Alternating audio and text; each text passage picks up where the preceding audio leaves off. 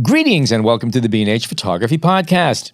We're in the midst of the B&H Photography Podcast Panasonic LUMIX S1 Sweepstakes, and we've been asking our listeners to let us know which of our past episodes they consider their favorite shows. So we're pleased to see a variety of favorites, new episodes, and old, and this week we're going to present an episode that's been chosen by many of you as your favorite. We call it Two Eyes Are Better Than One, and it features our conversations with veteran National Geographic photographer Sisse Brimberg and Magnum Foundation fellow Xyza Cruz Bacani. But before we get into the conversations, a reminder to enter our sweepstakes for 2 chances to win a Panasonic LUMIX S1 full-frame camera with a 24 to 105 millimeter lens, or a G95 Micro Four Thirds camera with a 12 to 60 millimeter lens. Entries close on August 28th, and all instructions on how to enter are linked in today's show notes.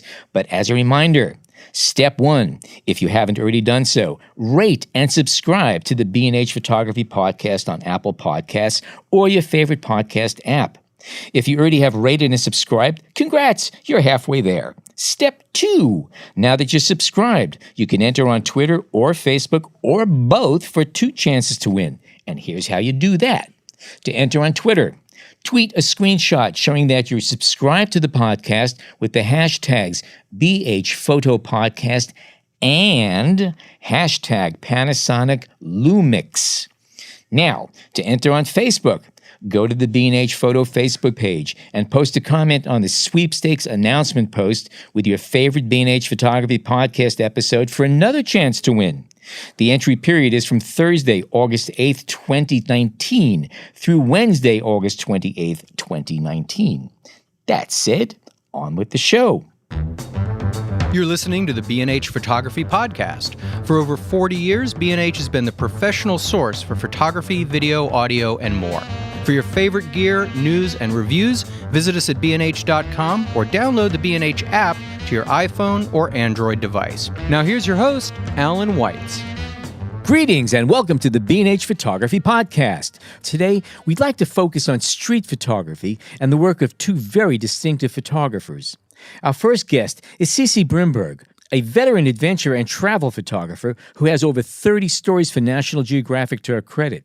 But our talk focuses on the informal portraiture that she captures in the streets and country roads around the world. We spoke with Sisse about her interactions with people and how her work and camera choices have evolved over the years.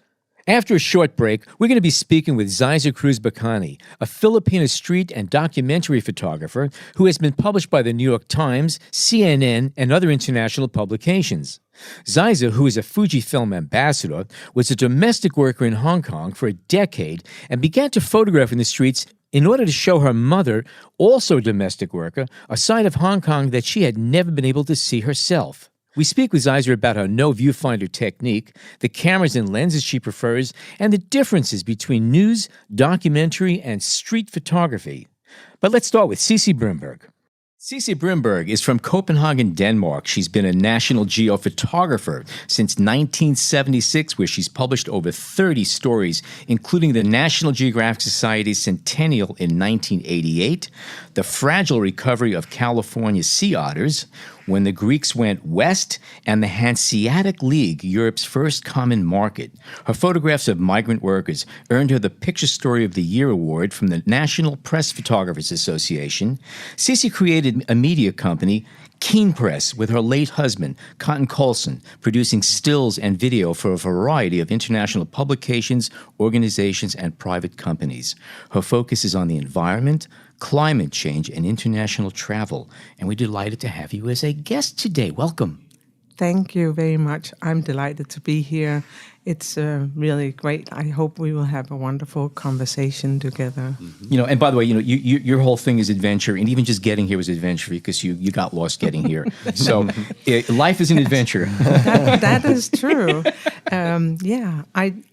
That was an adventure, but even in an adventure mode and perhaps running a little bit, I'm still looking for pictures. Today your talk is somewhere on this subject, right? About informal street photography and portraits. Well, let's say that you're in work mode, you're on the street, and the moment you say to them is, I'd like to take your picture, I'd like to take your portrait, they go into pose mode or something like that. How do you work around that? How do you do that dance?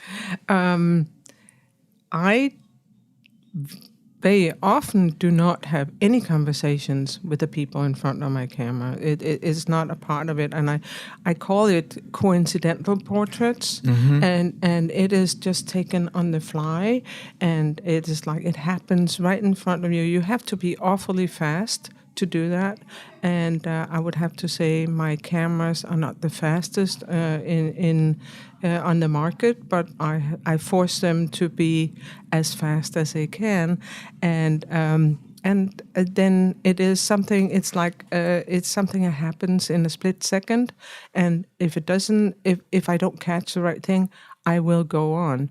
Sometimes there are situations where I have photographed, like I showed a picture yesterday of two women that were really hostile towards me, and you can see it is written all over their faces. And I'm walking right at them. They're sitting in front of their stall. They have like a little antique store. Oh, with the cigarette, the lady with the cigarette. Yeah. And I mean, if you start a conversation, it's gone. It's gone. Yeah, and then you can't do that. So take the picture, and because I was on public land, and then I then later on had a little conversation with them, and actually they turned out to be wonderful women. Right. But of course they're at 9:30 in the morning reading their newspapers or their novels, having their cigarettes and their coffee. We're talking France. It was inconvenient. Did they recognize you when you came back as being the person who stole their picture earlier, or? I don't steal pictures. I mean, took the pictures. It's just a euphemism. Yeah, I don't steal anything. Sometimes I like to think of that, taking the picture is the conversation. You know what I mean? Yeah, like you look at it that way, you know. That's a good way of putting it. Yeah, if the eyes are right and the gestures are there, you've just had a conversation, even without any words being spoken. That's true. You have had your first conversation there, and then perhaps there will be verbal conversations following that. And sometimes there is, and sometimes there's not. Sometimes people really do not see me when I take the pictures. I have a way, and I should say, like, I try not to be flamboyant in the street in any shape or form of fashion especially, and that will be that I don't wear something that make me stand out. I do not carry a lot of cameras with me. Very often I only have one camera body and one lens sitting on it. I don't look like a Christmas tree out working. So that makes me go much more into a group of people that perhaps have gotten a camera in their hands and perhaps they are amateurs and whatever. And I like to be in that range of things. I have no hesitation in going down. I don't want to present myself as a full-fledged professional photographer. What camera do you use? Because that's also part of it. I mean, again, some cameras just scream photography, and some of them don't. Yeah, absolutely. I agree. Beforehand, I was shooting with the Nikons, and it was the 800 series, and then I had very often the 24-70 sitting on it, which is a very big lens. Yeah, but it's still, I still could handle to get really close in and really be kind of invisible and raise my camera in front of people's faces without really intruding, because I think it is a very bad thing to force people into rejecting you, like in that space. But I can get very, very close without you noticing me, and I call it an invisibility cloak. and I think, thank you, Harry Potter. I was about to say, I think somebody beat you to it. Well, I borrowed his. and now these days I use the Sonys and that's the Alpha 7 series, and it is, of course, then a mirrorless camera.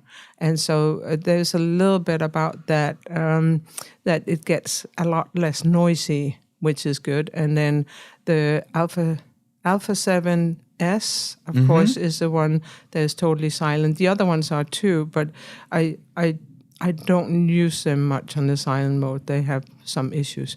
But silent, have you ever tried to? Yeah, it is silent. In fact, it scares me because I don't know if the cameras aren't even on. That's the thing. We all kind of say grown up with the rhythm of taking pictures. There's a rhythm in it. You push your finger and the shutter reacts to it. And you are used to both the shake and the confirmation. The and there's no confirmation that you did it now. That's a weird feeling. The only thing is you can see it in the viewfinder that it has happened. And that's the only thing that whole control board there's in the bottom of the frame. Yes, you can see it. But boy, is it kind of very difficult to get used to. It's unsettling. Yes, it is. That's the only way I can describe it. It's You do get used to it, absolutely. But boy, it takes a long time because you're so used to the whole rhythm, that the sound, the shake, everything. And then the thing, of course, the confirmation with the mirror that goes up when you're looking to the viewfinder in like the Nikon or the Canon, whatever you're using a reflex camera. Do you find the difference, the Nikon D800 series, those are amazing cameras. Yes, they are. Amazing cameras. They're larger, though, compared to, say, the Sony. Do you find a difference in...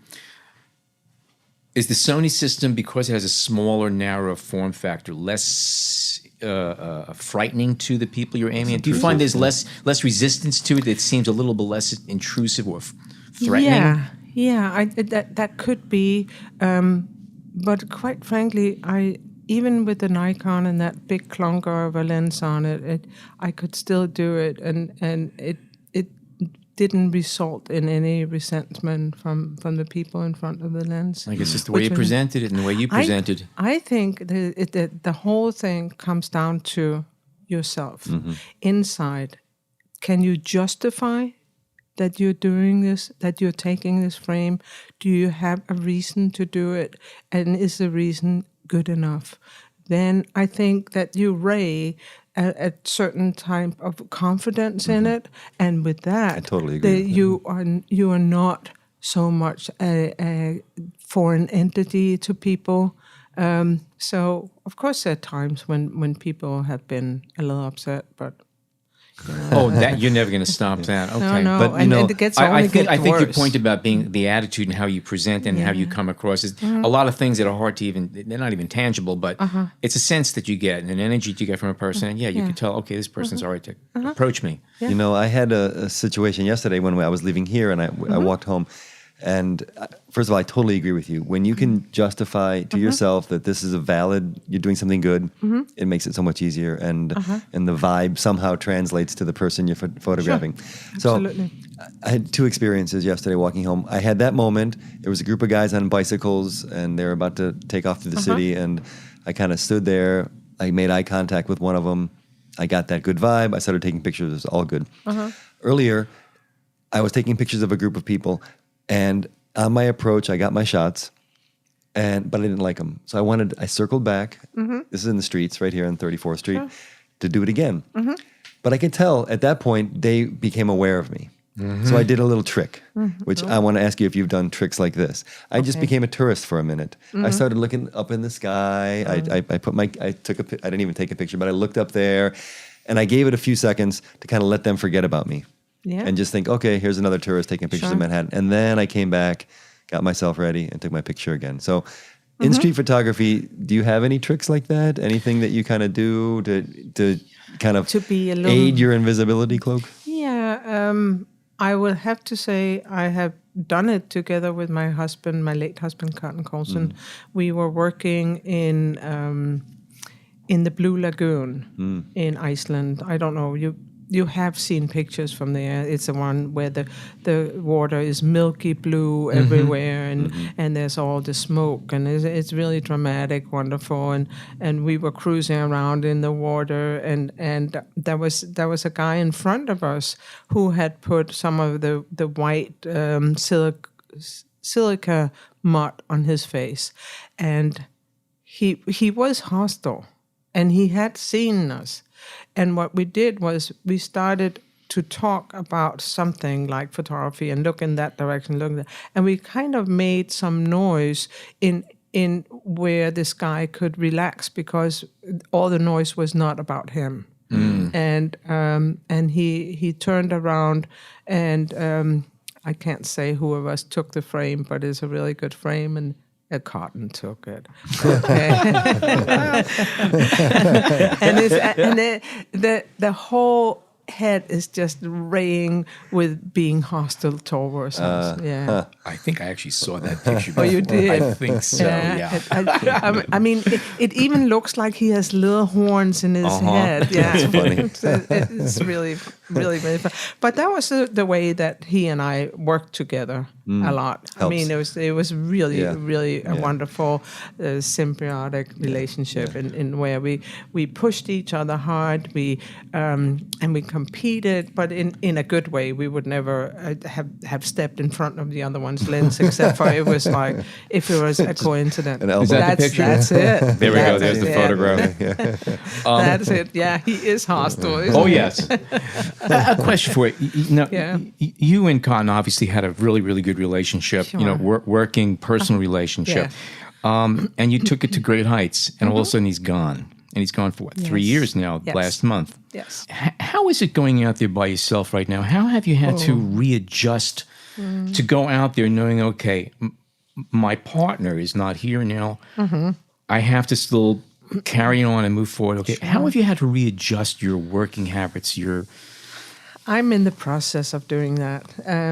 It's not final, but Never will be. No, and I think Cotton would be really proud of me if he knew how far I had gotten.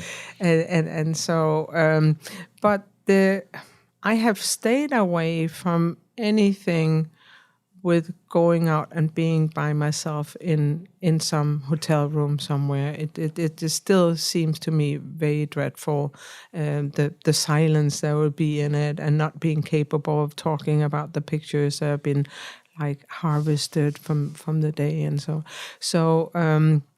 I have not done that, especially. I have other types of photography together with Lindblad Expeditions and other entities, and I have a lot of great friends out there who have been so supportive, that happens to be also in the group of work, and that really has been wonderful. You can't believe some of those people, how they have carried me on their hands to get me back to normal. And it's been a tough road. Can I ask in that question a follow-up in terms of the photography that you're doing? And have you found yourself taking different photos, or maybe has it freed you to take photos that you wouldn't have taken before? Or another question, are you saying, this is a Cotton photo, so I'm going to take it? Like, this is something he would have liked. This is something that he would have done. And good way of putting it.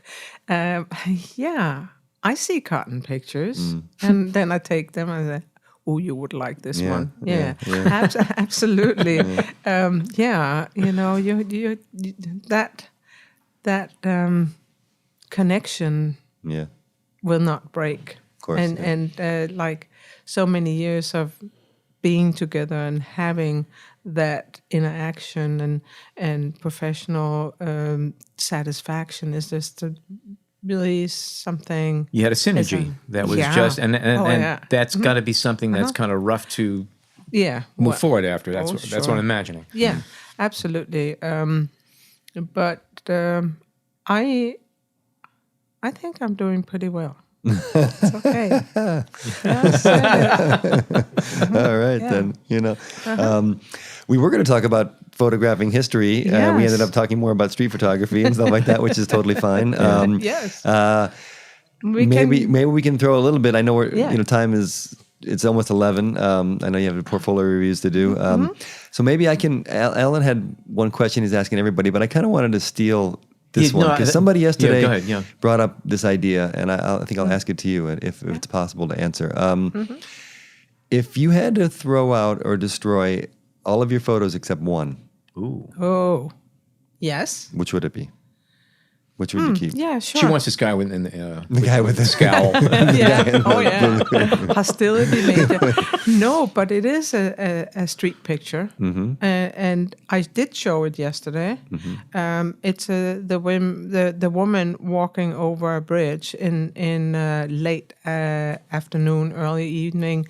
She's the only person that's sharp in the image.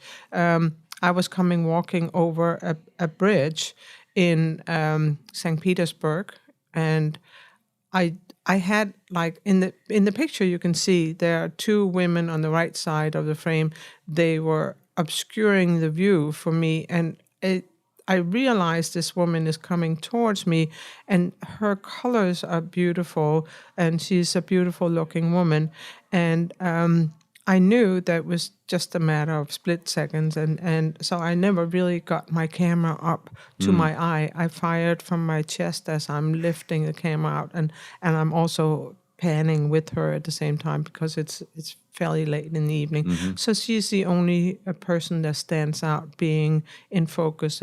Everything else is out of focus. There's a man on the left side of the frame who's out of focus, and there is a woman coming behind, and she's kind of looking. She has realized that I'm taking the picture. The woman that I'm photographing has not realized it, and so that would be it. I mean, I really, in self-indulgence, I would sit and look at that picture. I'm so happy that. And it's because is it more because the final product is beautiful and you love it, or is it because the moment that it happened, you remember the moment and you got the photo that was tricky, or you what do you think that sticks in you? Let's say perhaps it's both. Yeah, it's a mixture of both. I mean, but the process is secondary. It has to be the image itself that is the important part of it, and the image for me is important. I look at it, I look at the beauty of it, the beauty of human beings, and the way that they're moving, and so on, and the beauty of light. You know, and I mean, as a geographic photographer, you do look at light and beauty and composition. So Sisse, it was just terrific speaking with, meeting you, and we all love your work here. And again, talking with you has just been a real treat. And if people want to see your work, where should they go? Oh gosh. Please. Don't do that to me. I have kind of like a website. There's I haven't even been there for quite some time. It's like it's kind of like what's that? An overgrown vegetable garden. It needs to be weeded. All right. Well, I'll tell you, we're going to make it easy. You're going to do what we do. Just go to Google and just write in. Okay, Sisse Brimberg, and you're going to see a bunch of great pictures, and they'll be easy to identify because your style is easy to spot. Thank you. Have a signature. Appreciate that. Okay. Thank you so much for joining us. Thank you for having me. We'll be back after a short break with Xyza, Cruz, Bacani. Stay tuned. We hope you're enjoying this edition of the B&H Photography Podcast. Send us a tweet at BHPhotoVideo, #BHPhotoPodcast. Okay, we are back. Xyza Cruz Bacani is a Filipino street and documentary photographer. She used photography to raise awareness about underreported stories focusing on migrants, and her work has grown to include long-term documentary projects that cover social justice and human rights issues. She's a Magnum Foundation Fellow, a Pulitzer Center and Open Society grantee, and a Fujifilm ambassador. Welcome, Xyza. I started photographing street photography in 2009. That's all? Oh, my goodness. 2009. Wow. I've read a lot of,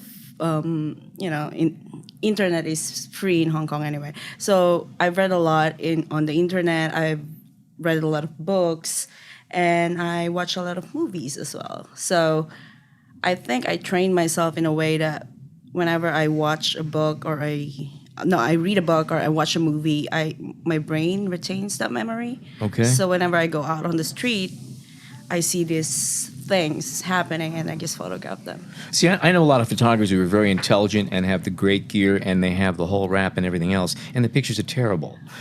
You have an eye. And that's what gets me, is that consistently, I mean, you know how to compose a photograph and capture all of the elements where they should be.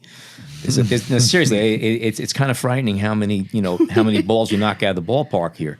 Seriously. Well, I think I don't. Well, the thing is, I don't really like my photographs in the street photography. I do them for my own it's a personal thing for me. Like, I go out, I shoot, it makes me happy, then I go home. So I do it every day. Okay. That's one thing that I often tell people. It's not like I'm gonna go out and, I didn't come out from my mother's womb holding a camera. I was doing it every day since 2009. So I studied light. Because I keep on doing it every day, I think I developed the reflexes of a photographer. Yeah. Mm-hmm. And I trained my eyes to see. Can you think back to when you first hit the street with the camera, and what was the goal or the inspiration, or what were you thinking day one? Well, my motivation is my mother, actually. So my mother is also a domestic worker in Hong Kong. She doesn't go out. She's been there for 2 decades. She's working 7 days a week. So she doesn't really know how Hong Kong looks like. So my motivation was, why not go out, take some photos, show it to her, like, oh, this is how Hong Kong looks like outside. I mean, it's a choice. It's not like they force her not to go out. It's just like, she's a hard worker. I wish I have half of her stamina when it comes to working. So So she's satisfied with her lot there. Is that what you're saying? That Yeah. everything's okay with her? everything is great with her. Like, Okay, all right. So she chose that. It's a choice. So anyway, she wasn't able to go out and see Hong Kong, even though she's been there for years. So when I have my first camera, my motivation for doing a street is to actually show the images to her. And she's my biggest critique, I say.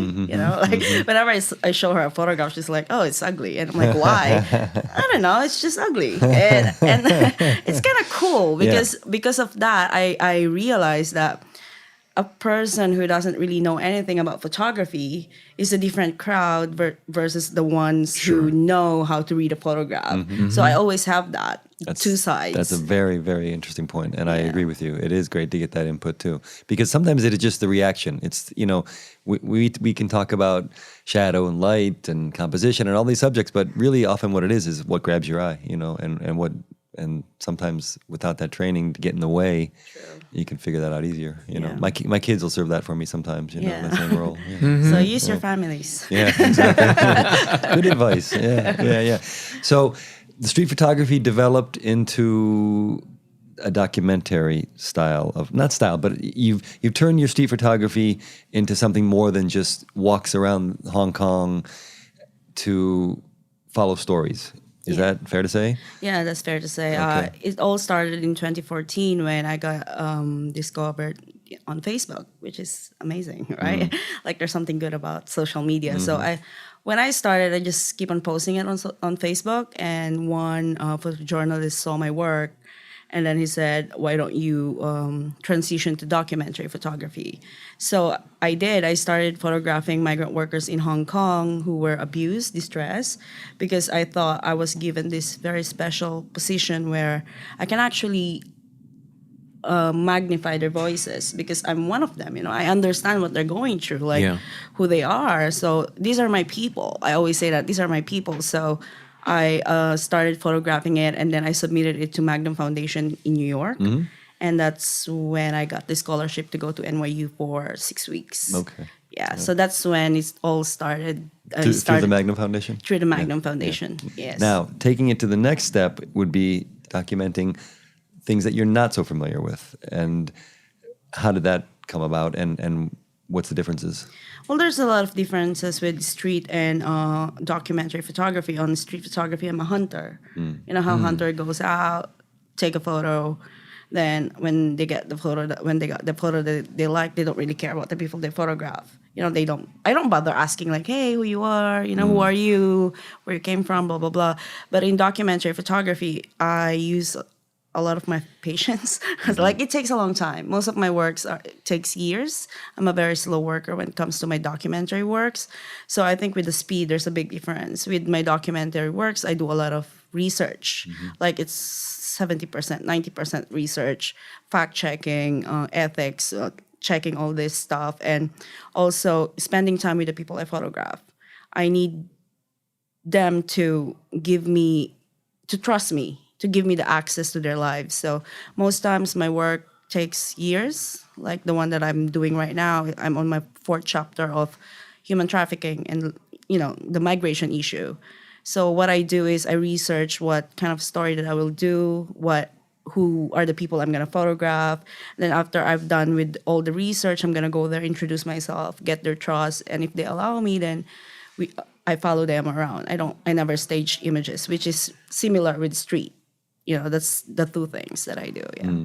And do you have the motivation to go out and hit the streets while you're in the middle of a documentary project? Do you do them both at the same time? I do them both for the same time because sometimes documenting human rights issues is kind of tiring. It takes a lot of you, like the secondhand trauma, listening to what happened to them, to their story. Sometimes it kind of like pass on to me.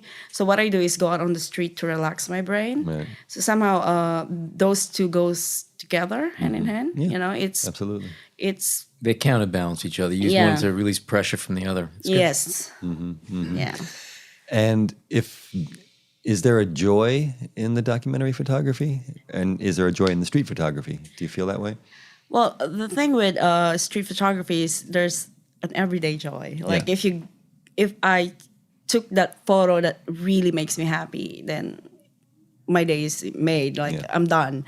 But with documentary photography, after all these things that you've done, I think the joy that I experienced was when my photos can make a difference to these people's lives. Like, for example, if someone was able to fix her immigration papers because of the story that I did about her, then that's joy for me when it changed their lives into something better. It's a personal satisfaction you get out of it. Yeah, it's a personal satisfaction. Yeah. And I think that's priceless. Yeah, and you're helping others, obviously, which is pretty important. It's not just you that's feeling good. Like you get a good street photograph, you're feeling good, but it doesn't do anything for anybody else. Whereas in the other situation, you did something good. Okay, you're feeling good because you did something good. You're feeling good because you did something very good, and somebody else benefited. That's directly. True. They really get it. Yeah. So that's difference. Absolutely, there's a big difference. Yeah. And are you doing news work that is coming out of the documentary work, or is that kind of one and the same, in the sense that this documentary should be news? I'm not a news photographer. I think that's a different type of photojournalism. Sure. I think it's the main one. So sometimes I also get assignments where a magazine will ask me to photograph someone that doesn't have anything to do with my documentary works. Most of my documentary works, I treat them as personal projects because I'm the one who thinks about a story. I'm the one who does everything, basically. So I think that's the difference with the news and documentary. But what I like is my documentary projects get published in news publications. They have been. They have been, yeah. Are they in collaboration with an editor, or with the idea that it may get to this publication, or you're completing them and then you're shopping them around, as they say? Yes, I complete them and then I shop them around. Yeah. But sometimes, for example, my Pulitzer grant, the new one, I'm working with Quartz, so the editor will be guiding me on what they need, what images they need, what the story narrative would be. But most times I have 90% control because this is my personal work. Right. Right. Great. And black and white? It's in color. It's in color. Well, okay. I shoot in color. That's what people don't realize. They think that I shoot in black and white. Well, with Fujifilm, this is like where I'm promoting them. But okay. With Fujifilm, they have the option of black and white and color, and you can shoot it both. You know, so I like shooting in color because I don't want to lose the choice of Right. Do you keep your finder in monochrome or color? I don't use the viewfinder. Oh, okay. I'm a blind shooter. Ah. Yeah. So. All right. Really? Wow. Okay. So I never used to. Very good then. Really good. Well, describe your technique then a little. How would you? Well, I call myself a blind shooter, but the reality is I don't use a viewfinder, because when you put the camera in front of your face, people will notice whether you like it or not. You know, like people are very, especially with the selfie generation where everyone is just taking photos.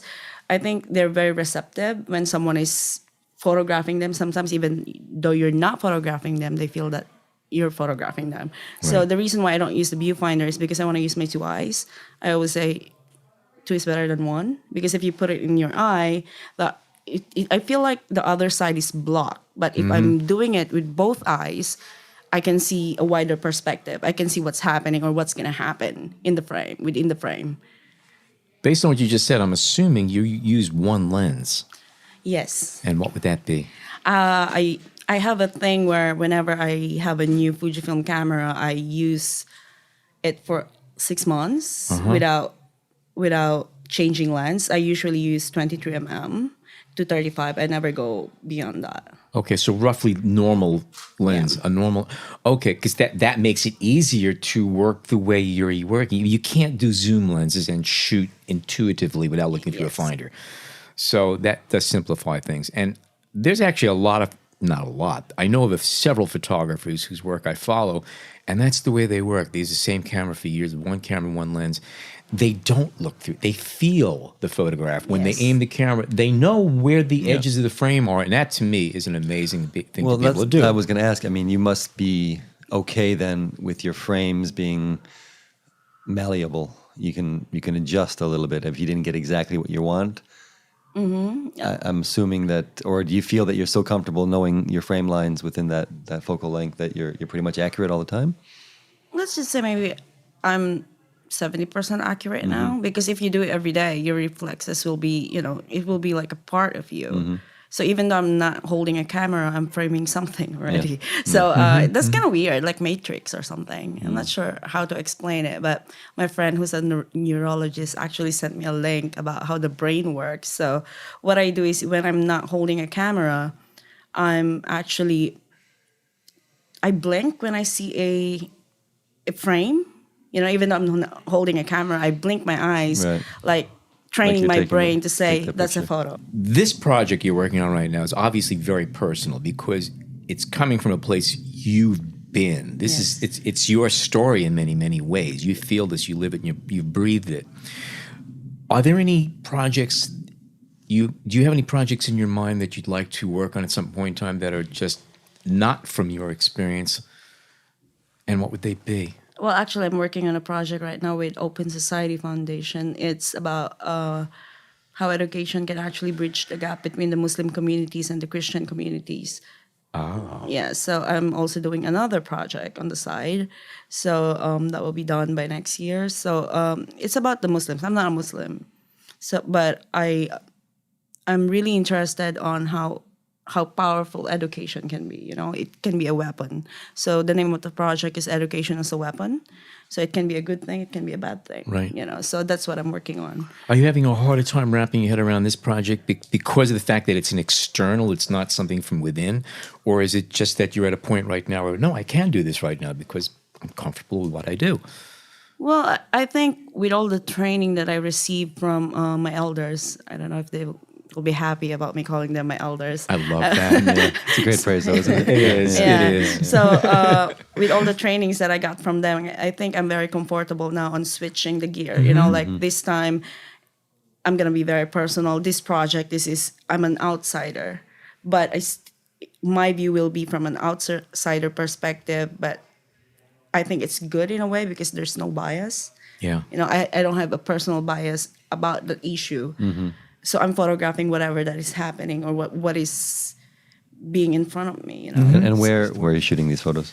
Well, I started my Muslim projects in 2015. I started one here in New York and then one here in Japan as well. But my focus now is actually Philippines, which is where I came from. Right. It's my first project from home. my country. Right.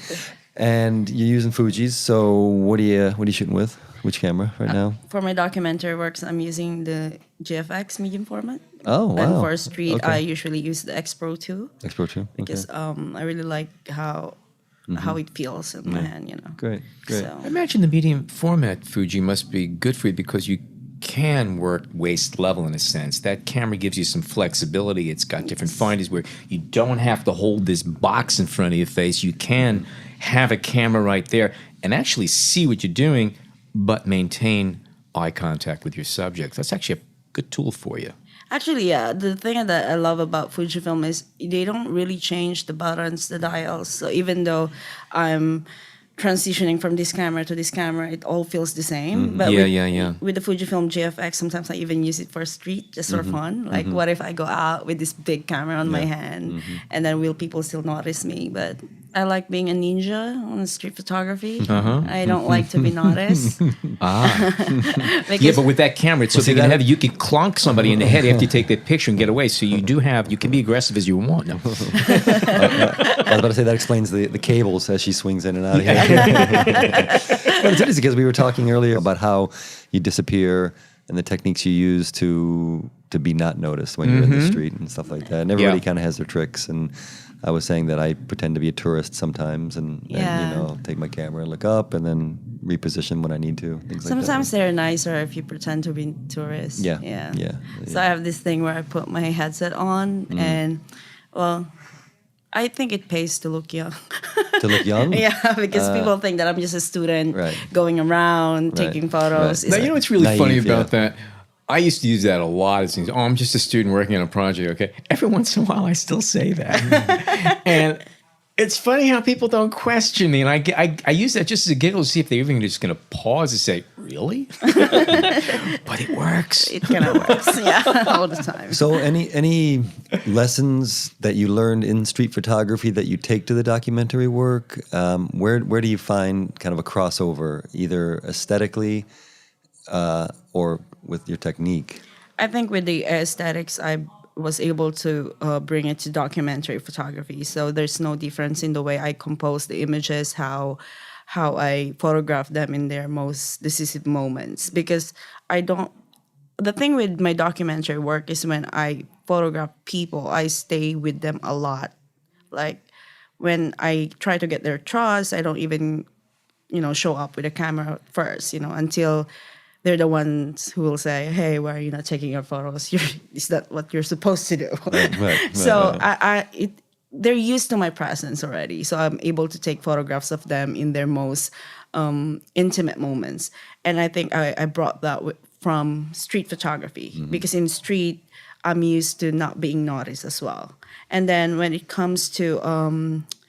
I think when it comes to ethics, there's a big difference. Like in street photography, I'm an asshole because I don't really know or try to know these people. Right. But then one thing that I've learned is when a person notices me taking their photograph and they don't like it, I delete that photo because there's no use offending someone over a photo. You can always get that photo the same day or the next time because, a street is like a big theater, And when you say that they don't like it, that's just based on their eye contact or they'll say something to you or, how do you read if they didn't like you taking their picture? Well, in Hong Kong, they'll tell you. Okay.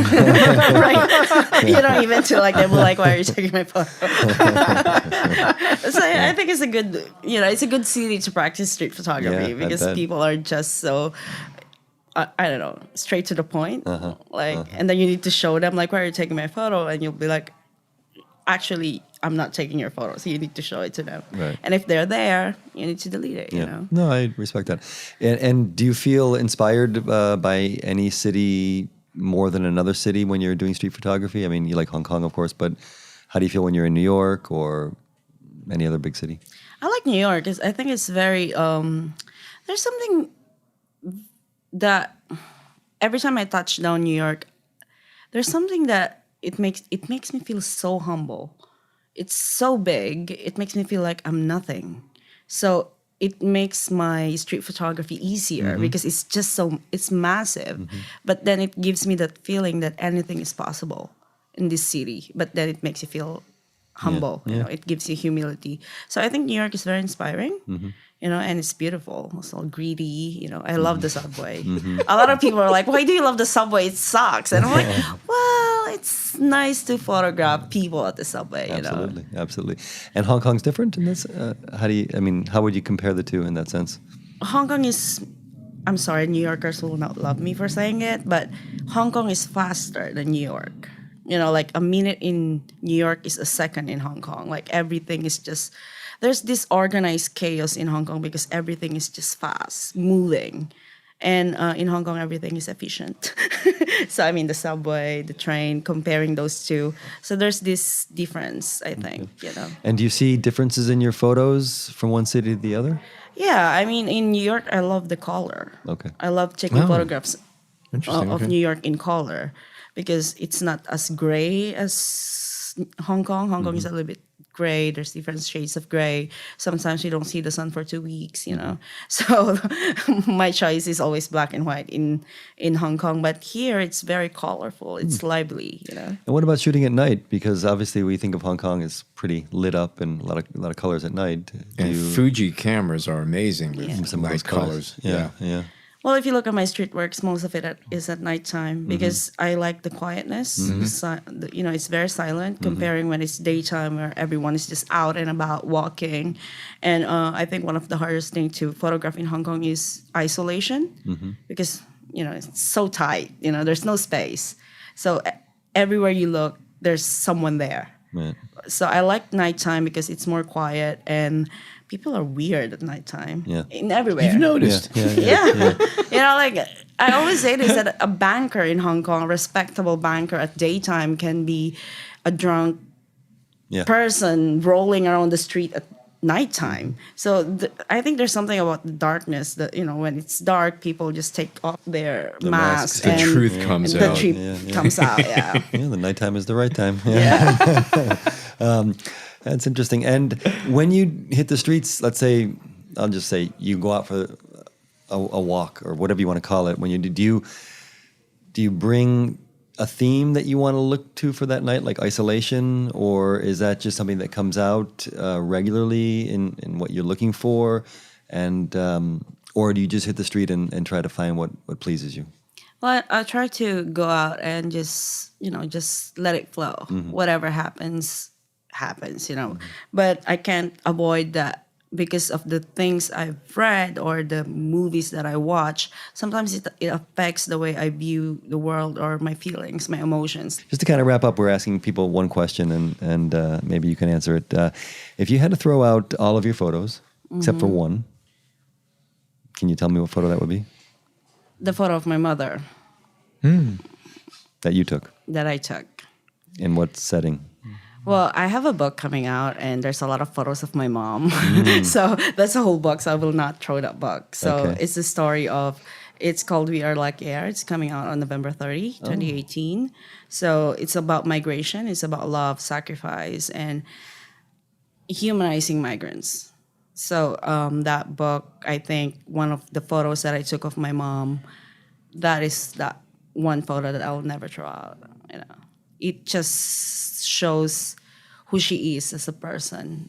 And my mother is the worst subject ever. Did she like the photo? She actually don't like it. She was like, "Oh, I look ugly on that." I'm like, "No, you look beautiful. You look raw." You know, and she was like, "Whatever you say, but I don't like that photo." You know, but I really love that photo. It's hard to photograph your own family. Yeah. Has she been supportive of your career as a photographer all along? Yeah, she's very supportive. Actually, she's like an agent.